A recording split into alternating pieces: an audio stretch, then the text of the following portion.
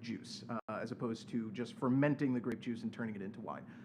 So that's anything that falls under the category of brandy. That's a broad heading. So that's where you're going to get your cognac and your grappa and armagnac and all that. Pisco is one of those. Now Pisco is traditionally made with Muscat grapes, but it could be made with it's basically what you would think of as kind of junk grapes for wine purposes, but makes a really good distillate, which tends to be pretty soft and sweet. Traditionally, Pisco is not aged as much as like a cognac would be, and it does usually have some residual sugar, so there's going to be some like sweetness in it as well. So that's Pisco, and then a sour is pretty simply a cocktail made with egg white, and it's also going to always be made with some sort of citrus juice, most commonly lemon or lime. So whiskey sour is probably the most common sour.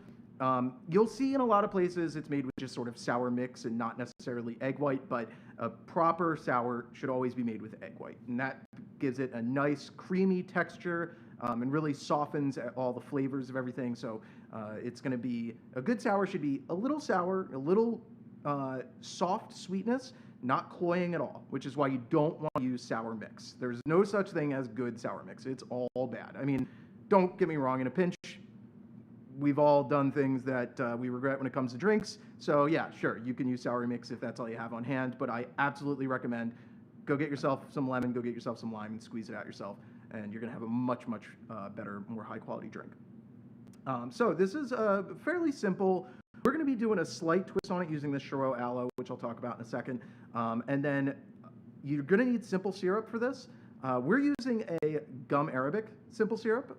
Basically, it's just, you make simple syrup with the addition of some powdered gum arabic.